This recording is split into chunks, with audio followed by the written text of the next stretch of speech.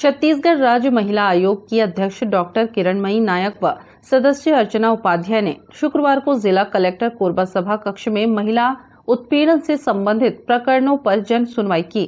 छत्तीसगढ़ राज्य महिला आयोग की अध्यक्ष डॉक्टर किरणमयी नायक की अध्यक्षता में 223वीं एवं कोरबा जिला की 6वीं सुनवाई हुई।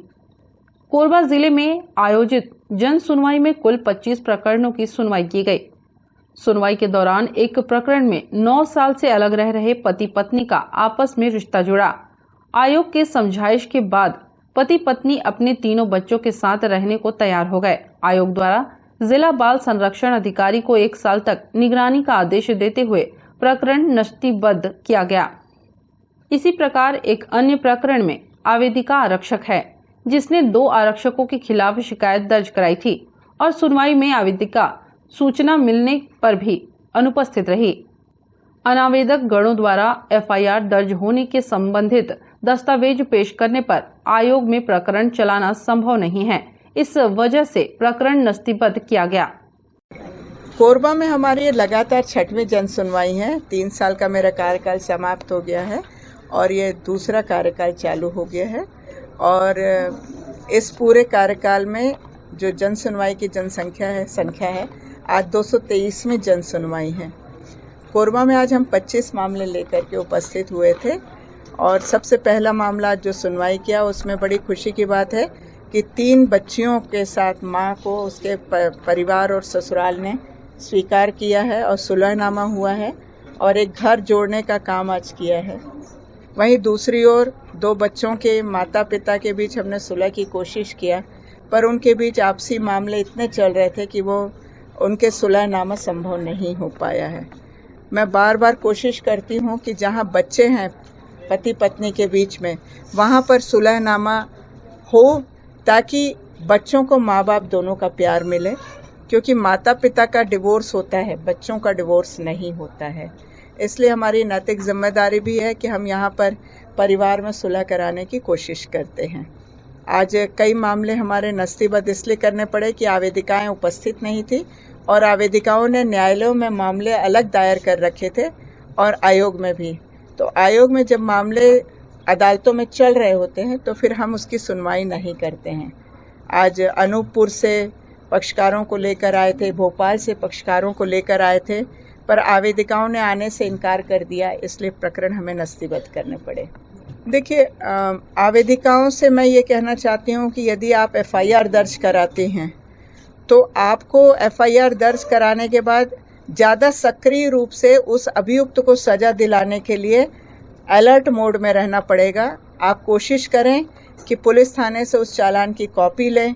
आप ज़रूरत पड़े तो किसी वकील की सहायता ले सकती हैं। यदि आप के पास पैसे नहीं हैं तो निःशुल्क विधिक सहायता से भी आपको वकील उपलब्ध हो जाते हैं। परंतु उस अभियुक्त को सज़ा दिलाने के लिए आपको लगातार प्रयास करने की आवश्यकता है और सजग और चौकन्ना रहने की आवश्यकता है। यदि आप सोचेंगे कि हम केवल सरकारी वकील हमारा मामला लड़ लेंगे तो ये बहुत बड़ा एक कारण हो जाता है कि साल 2 साल के बाद आप उस केस में गवाही देने जाती हैं तो प्रकरण की बारीकियों को भूल जाती हैं।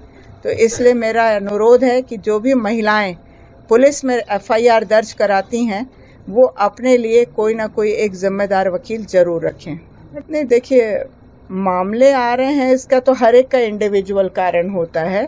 हम ये नहीं कह सकते हैं कि हाई प्रोफाइल हैं तो उनके खिलाफ मामले नहीं आएंगे, या हाई प्रोफाइल आवेदिका है तो वो मामले नहीं करेंगे। मामले तो सभी तरह के कभी भी हो सकते हैं, पर महिलाओं को अलर्ट रहने की बहुत ज़्यादा ज़रूरत है।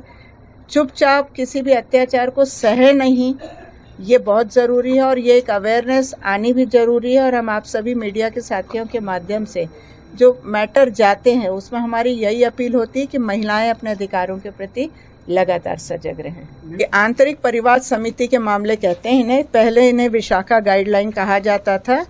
अभी हमारा प्रयास है कि आंतरिक परिवार समिति को सख्ती से पूरे प्रदेश में लागू किया जाए। अभी हमने कुछ ही दिन पहले माननीय मुख्यमंत्री जी को इस आशय का एक पत्र दिया है और माननीय मुख्यमंत्री जी ने उसे एसीएस के लिए मार्क भी कर दिया है।